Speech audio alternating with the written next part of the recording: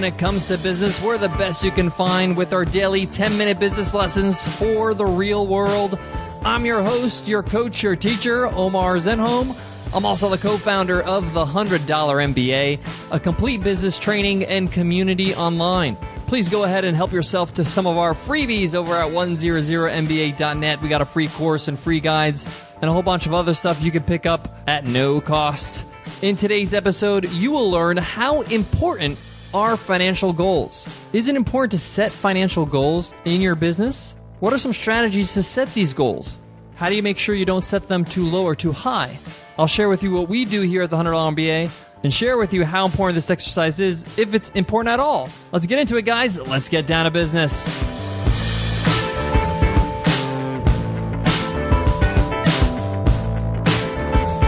Today's episode of the $100 MBA show is brought to you by Braintree. If you're working on a mobile app and searching for a simple payment solution, check out Braintree. With one simple integration, you can offer your customers every way to pay, period. To learn more and get your first $50,000 in transaction fees completely fee-free, go to BraintreePayments.com/MBA. That's BraintreePayments.com/MBA. So how important are financial goals? Should you focus more on growth or beating out your competition?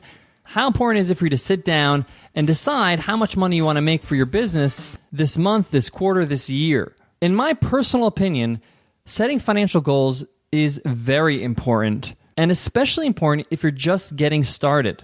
Having financial goals helps you know what you're going for. It helps you also reverse engineer and work backwards to figure out how you can hit those goals. So for example, if you're launching your first product, let's say for example, it's a course, an online course, and the course was $50. If you have the goal to make $5,000 your first month launching this course, you know you need to sell 100 courses. Now remember, this is gross sales. You still have to factor in expenses. So you got to take a look at your expenses and deduct that from your total sales.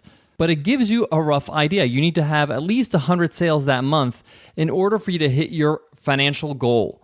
If you don't have something to aim for, it's very hard to know if you hit the target.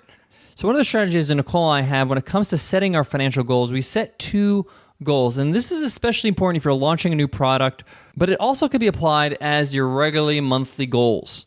We set a minimum goal. So this is like you have to hit this goal. And then we set a high success goal. That means that if we hit this goal, then we were highly successful. So maybe in the example with the course of $50, the minimum goal would be maybe 120 sales to cover expenses and everything to make that minimum of $5,000. But a great success would be 250 sales. The take home for that example would be about $10,000 a month. And the reason why we recommend setting two goals is that that's reality of life. You have to hit certain goals, but if you can hit a higher goal, it would be even better. And between you and I'm always shooting for the higher goal. And if we don't hit the minimum goal, the must-have goal, then we know the project is maybe something we need to reconsider. It's not fulfilling our financial goals. Now, this could be applied with even your monthly goals or your quarterly goals or your annual goals. It also allows you to plan out your work. If your products and services are not reoccurring, like they're not monthly memberships, then you need to know how many new products you have to come out with, or how often you have to market, or how often do you have to acquire a new customer. Even with reoccurring charges like a monthly membership, you still have to acquire new customers because all your customers don't always hang on. You have something called customer churn. You acquire a number of customers, but you also lose a number of customers and you have to get new ones. You also have to keep the ones you have. So it's like you're earning their business all over again every single month. So your actual financial goals, the number that you set, is up to you. It depends on your situation. And frankly, that minimum goal has a lot to do with your expenses. So if making $5,000 a month doesn't even cover your expenses, then that shouldn't be your minimum goal. When I say expenses, I mean not only your business expenses, but also your personal expenses, so you can be able to live a life that's comfortable. It also depends on where you are as an entrepreneur. At some point, the minimum of being able to pay your expenses and live comfortably is going to be somewhere where you already surpass. And you have to set new financial goals. And it doesn't mean that you're setting these goals so you can buy fancy things. It could mean that you want to set these financial goals so you can reinvest in your business, so you can grow, so you can hire new people. Maybe invest in a new business. Whatever your ambitions are, you're going to have to keep on moving the goals once you've reached them. But the point is you have to reach them. Don't move the goalposts. Don't move your financial goals, that number, until you've reached them. Once you've reached it, it's time to set a new goal. If you're running your business alone, this is pretty straightforward. But if you're running it with a team of partners, then you're going to have to sit down and discuss what those goals are together. This has to be an honest conversation, and everybody has to contribute to this conversation because everybody's going to have to contribute towards that goal you decide to set. What are some things to look out for, though, when you're setting goals? I'm going to get into that in a minute, but before that, I got to give love to today's sponsor, Vistaprint.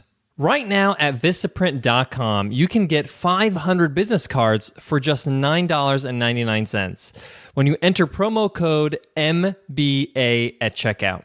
If you don't have a business card in your wallet, in your purse, in your pocket at all times, you're missing out because you never know when you're going to make a new business contact or meet somebody who's interested in what you do. Just the other day, I was in an Uber ride and the driver was really interested in starting a business.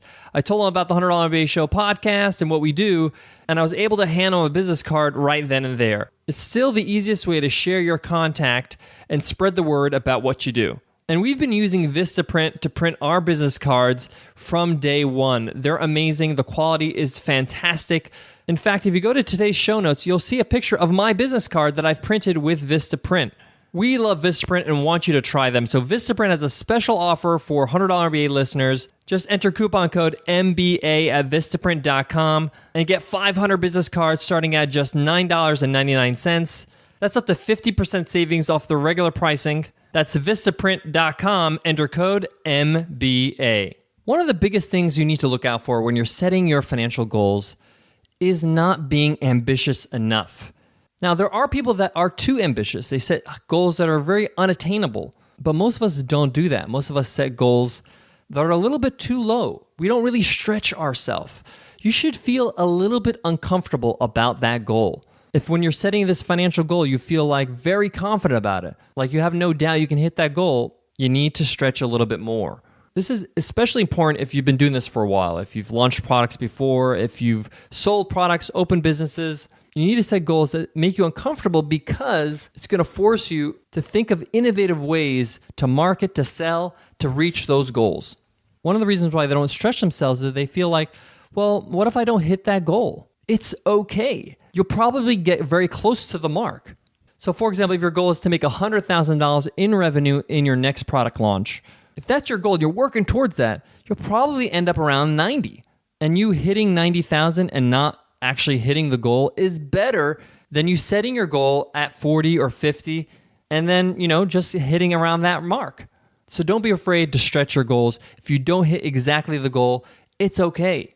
The point here is to push yourself out of the comfort zone so you start to think innovatively and push yourself a little bit further. All right, guys, that wraps up today's lesson. I hope you enjoyed it. If you did, I'd love to hear about it. We read every single iTunes rating and review. Let us know your favorite takeaway from the $100 MBA show. If you're on your iPhone, just click on the cover art and click on the link that says give us a rating and review. If you're on a browser, just go to 100mba.net/show.